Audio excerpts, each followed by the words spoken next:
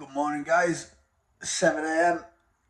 Oh, I had a great birthday yesterday, thank you very much. Alcohol free, sticking to the programme to make sure I'm the best of the best I am, as I can be, for when it comes winter time. No excuses, guys.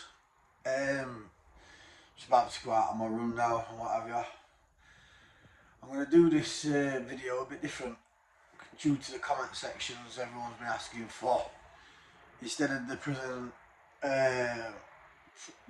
itself story, they want to know how contraband, drugs and weapons and various things in jail are made, and what type of weapons these are, and how the contraband is, what the contraband is, and how does it get in jail and whatever. Well,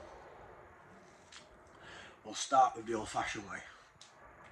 Before, there was full-on body scanners, which has now like 80% stopped the drugs in jail coming in, because the old-fashioned way was straight up the arse, guys. It's as simple as that. That's how everyone come in with it, straight up the arse.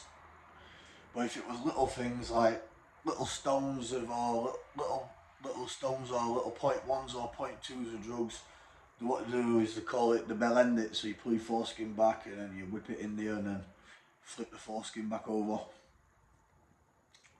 But yeah, mainly every time when it was like ounces of spice, ounces of cocaine, ounces of crack, ounces of heroin, ounces of whatever you can imagine, as many steroids as what you can imagine, it just went straight up their ass, guys. There used to be lads on every wing who would be known for being a great plugger, which is not being known for the best thing, because literally the anus would have been like that. 100%. I've seen lads, fucking hell, well, I know lads, when they've been on the wings and they've brought things in for me like iPhones, and at the time where you've been rushing and you can't get one of them little mini small iPhones to give to them, I've given them the full fucking size versions, and I don't know how, but I fucking got it straight up their ass. And it's crazy, it sounds, got the charger up their ass as well. You know what I mean? It's like, I don't know how the fuck they did that. You know what I mean? Because that'd fucking break your back. Or fucking, gee, not for me that life, guys. You know what I mean? No, not at all. But that's how you get it up. But I've known a couple of instances where things have gone wrong when they've overdone it and they've put too many phones or too many charges up them, and that's it. And it's ruptured the anus, with no word of a lie, I promise you. And I've had to go straight to hospital and had it surgically removed and what have you, because it believe it or not, it's a dangerous thing. I'm telling you now, it's like that. Some lads have got intensive care and nearly died, and in some instances, I didn't know the lad, but there was a lad when I was in Doncaster jail, when I was up in Lindome area. We'll get onto that video about the HMP Lindome experience soon, guys. I just thought I'd drop something special in today. When he put an ounce of heroin inside him, and what he's done is he's not wrapped it right. Yeah, it has to be sealed properly, especially when you're messing with Class A drugs like that. So when he's put it inside him, the cling film or whatever it is must have been overheated by the body heat, and the heroin, because it was an ounce of it, what was up his rectum, dissolved into his bloodstream. Because as you're aware, guys, have you ever been hospital before, say like in the old days, or even some still now in some respects, where they give tablets or they give medicine through the anus, and it gets into the bloodstream quicker and more effectively. You know what I mean? I don't know if I don't know if they still do that practice now, but a lot of times, I know back in the day they used to, um, yeah, I know for a fact that they did, yeah. So yeah, when this kid must, God bless him, whoever he is, God bless his soul, they must have put an ounce of heroin up there and yeah, it dissolved and like that. Instantly, cardiac arrest, dropped at the floor, dead. You know what I mean? You're dealing with an ounce of pure heroin, fucking people can die of a tenner's worth with a wrong dig. So you imagine an ounce in your bloodstream, you're a goner. So it is a very dangerous, very dangerous thing if you're messing with stuff like that. But a lot of times, mainly, was lads just messing around with the spice, the compressed spice. But still, even that breaks free and goes into your bloodstream. You know, you're going at it. Another great way to conceal, how they used to conceal and bring drugs. But you cannot. I only knew a few good lads who were very good at doing it this way, and that was in the throat. There's not many who can do it. Yeah, I had a kid called Ches from Staney up near my way in Donny, and what he'd do is he'd be able to hold an eighth of any drugs or a good 50 tablets or what have you wrapped up into one, and what he'd do is he'd put it in his mouth, and somehow, and he just, I don't know how, he could hold it in his throat here, show him the tongue, show him everything of it in his mouth, and then as soon as he'd walk onto a wing or walk on, he'd go, pull it out like a fucking regurgitating bird. You know what I mean? But no word of a lie, that's what he used to do. Other ways like that is obviously when I've seen people who's come out from operations and what have you, and they've had open wounds, what's just been recently stitched. I've actually seen it with my own eyes where people have peeled fresh stitching up and they've shoved things in the layers of the skin, which I won't recommend because it fucking looks gross. Yeah, there's multiple ways how you get drugs into jail. That's the internal and body side of things. The other side of things, guys, is the new drones. Yeah. So what they do is you'll be chilled out and drones will come over left, right, and centre. But as you well know, they're not as easy as what they look to drive. So you need to get someone decent who can ride them, and they come over 24/7. But now in special certain jails, they didn't used to have them, but they've got them now. They're called EMP guns. Technology's through the roof these days, guys, as you're aware. So electric magnetic pulse guns. I'm going to stand back. I think it's effective from something like 400 metres or 500 metres, and phew, they press it and it just deaden any battery, whatever the drone's got, and it'll fall, and that's that. That's how they're starting to get around things now. But to be fair, a drone is an effective way.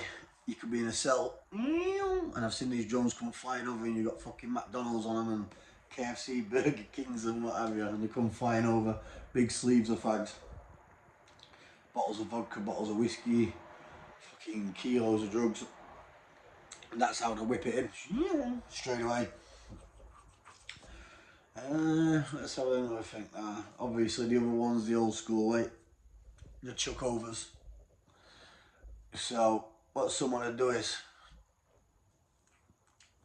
they'd say like they go to football on an AstroTurf, they'd have a look at the numbers what's on the wall, because usually you've got when you walk around the jail you'll see big numbers like 1, and then like about 500 yards down the road 2.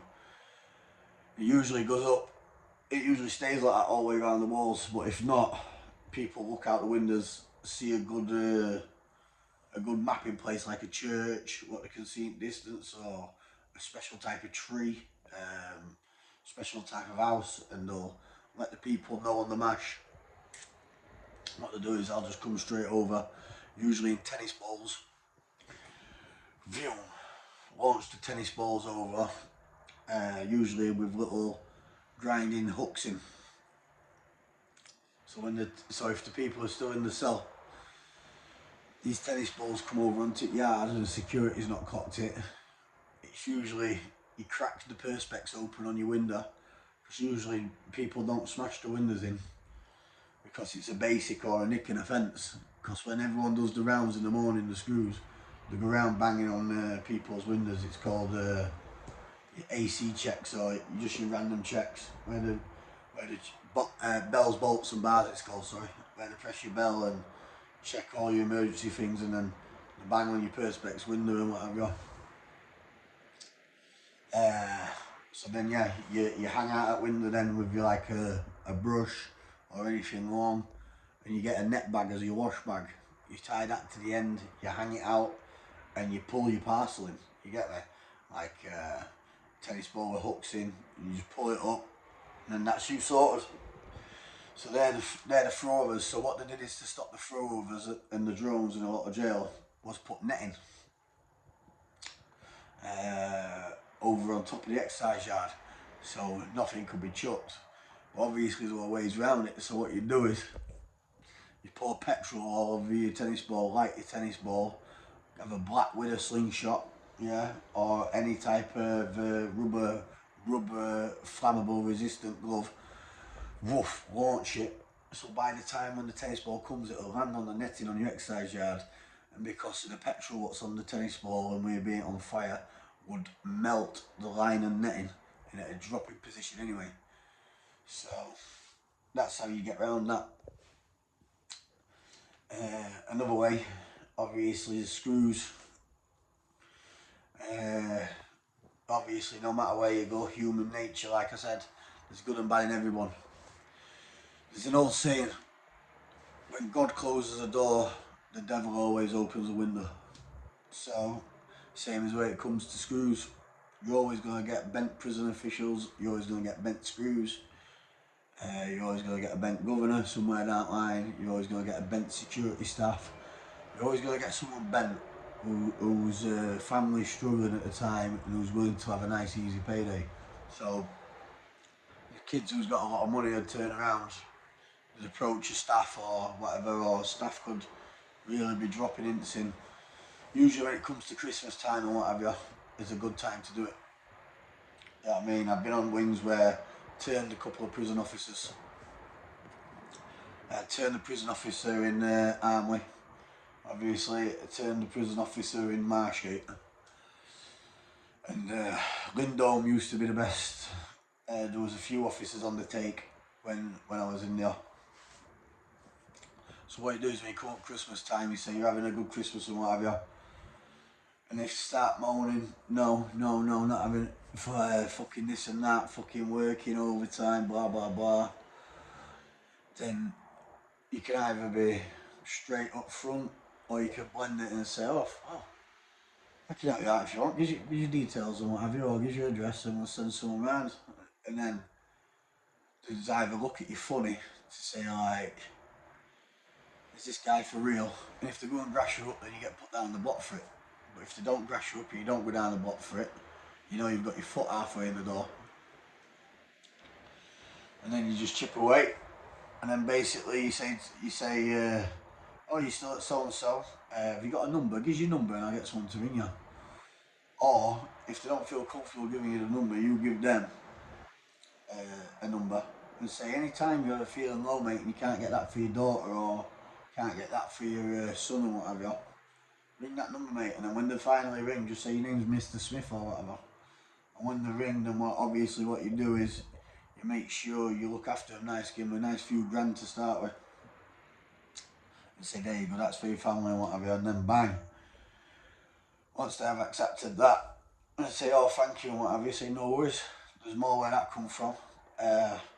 Bring a bit of this spice in, bring a bit of this in, bring a bit of that in, bring these phones in, and get another few more grand for you there. Bang! They've done that then. And that'll be like what they class as a one-off. But then a couple of months later down the line, they'll do it again. And then before you know it, they're doing one every month. And then before you know it, they're doing one every couple of weeks, to one every week. And then they get greedy. Because there's a true saying, greed consumes us all. And that is a fact. You know what I mean? It could be on a little scale, and it can be on a large scale. But sooner or later, greed consumes us all. If you let it, that is. if you're happy with what you've just got, then you can't be touched. You know what I mean? But if you've got ambition, you want to, and you've got the green-eyed monster, and you wanted to make a lot of money, then be careful, because greed is a big fucking sinner, mate, and it is a big consumer, and it is a rocky road to go down. I'll tell you that now. But yeah, so when these prison officers start coming in and hitting it every day and what have you, usually when they come in, they don't get scanned or whatever, but if security have any intel, they'll chuck them straight on the scanner, and then that's how they usually get caught, get 3 to 4 to 5 years. There was a big thing in Lindholm not long ago where some lads what I know had a conspiracy up to £1 million worth of narcotics getting brought into jail. Now the nurse, the main head nurse there, she ended up getting 5 years in prison. She was bringing things in left, right and centre. No one unexpected the nurse. They were bringing things in for my friends and what have you in there, and yeah, there's bent officials everywhere. You know what I mean? It's part of life, innit? You know what I mean? People take backhanders. Police do. In cases where back at cop car and just said, look, 20 grand here, fucking let them out. Not happened to me personally, but I know people that's told me when they've been on their own and boom, got out. Same as anything. Same as when you come to land with council and what have you, planning permissions, whatever. Boom, people take backhanders. You know what I mean? Planning permissions granted. So funny thing, guys. You know what I mean? Like I said, there's ways and means around getting anything in anywhere. Another good time. Also, thing is obviously when you clothes, your clothing parcels, recut your clothes, restitch your clothes, put it in your clothing. Trainers, air bubbles, Vapor Max trainers, get them in. You know what I mean? Into bubbles, pass through. There's loads of different ways. There's one thing what you'll never stop. You'll never stop drugs in prison. It's impossible. Any prison screw, any governor will tell you that you'll never stop it. Where there's a will, there's a way. Visits. People copying up visits all the time, bringing in. You know, I've seen people, oh mate, I've seen that many fucking shit just blatantly passed on visits. Usually mouth to mouth kissing or putting a crisp packet when they're sat down and then another one grabs a crisp packet. There's no stopping it. There is no stopping contraband in jail, and that'll always be that. Like I said, when God shuts the door, devil will always find a way to open a window. So guys, that's the talk on contraband. I'm going to smash my runs out, I'm going to smash my training out, yeah? Take it easy, and I'll be back in touch later on today. And thank you for the beautiful birthday messages yesterday, everybody. Thank you for all the comments and what have you. Much appreciate it and much love. God bless you guys.